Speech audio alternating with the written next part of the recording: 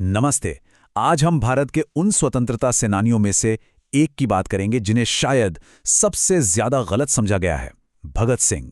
हमारी कोशिश रहेगी कि हम उनकी छवि के पीछे के इंसान को जानें, उनके विचारों की दुनिया में उतरें।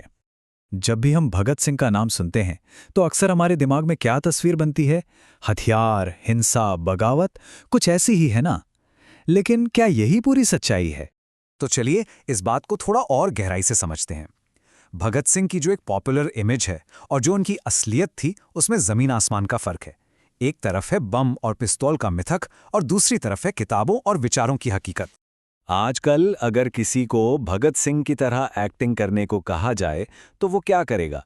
शायद मूंछों पर ताव देगा, उंगलियों से बंदूक बनाकर चलाएगा। मतलब एक इतने बड़े बौद्धिक क्रांतिकारी को सिर्फ एक गुस्सैल नौजवान की तरह दिखाया जाता है।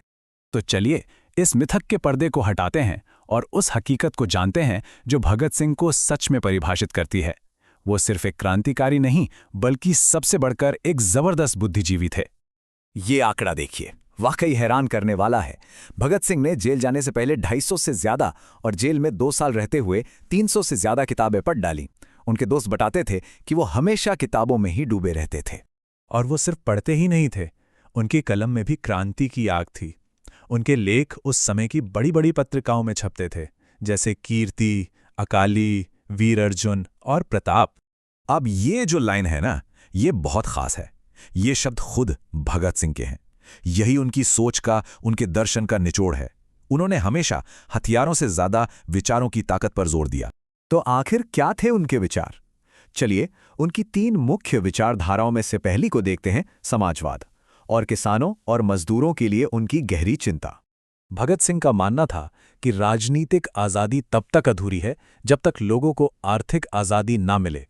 उनके लिए एक किसान या मजदूर की जिंदगी में इस बात से कोई फर्क नहीं पड़ता कि उस पर राज करने वाला अंग्रेज है या कोई अमीर हिंदुस्तानी। जब तक शोषण है तब तक जिंदगी नहीं बदलेगी।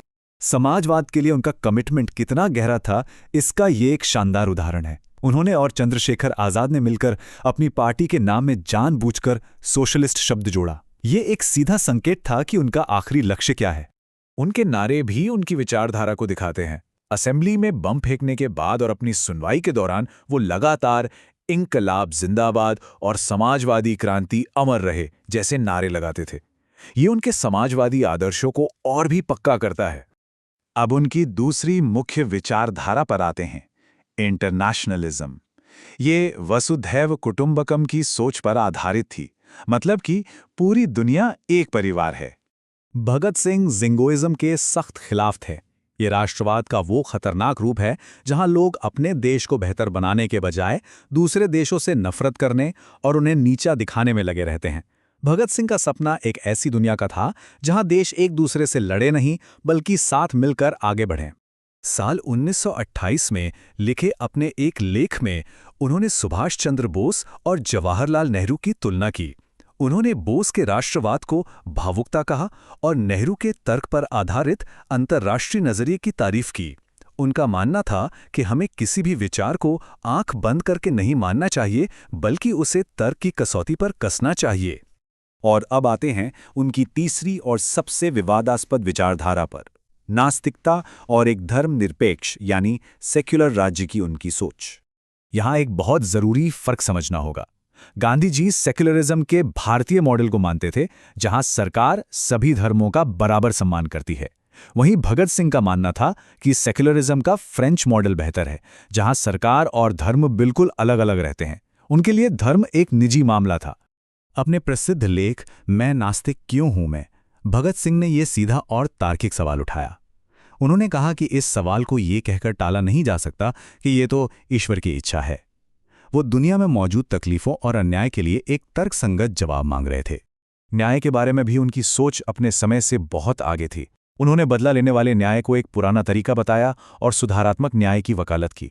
मतलब सजा का मकसद अपराधी को सुधारना होना चाहिए, न कि सिर्फ उसे दंड देना। तो ये सब जानने के बाद हम कहाँ पहुँचते हैं? आज उनकी छवि का इस्तेमाल जिस सतही तरीके से होता है, वो उनके गहरे विचारों के बिल्कुल उलट है। आजकल अक्सर गाड़ियों पर या तस्वीरों पर ये नारा लिखा हुआ देखा जाता है। और यहीं पर सबसे बड़ा विरोधाभास है।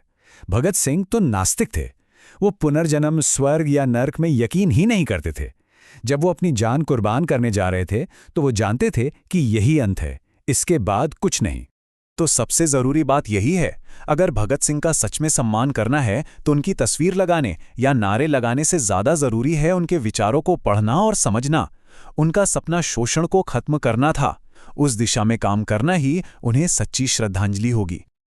और चलिए उनके सबसे शक्तिशाली और हमेशा याद रहने वाले संदेश के साथ इसे खत्म करते हैं।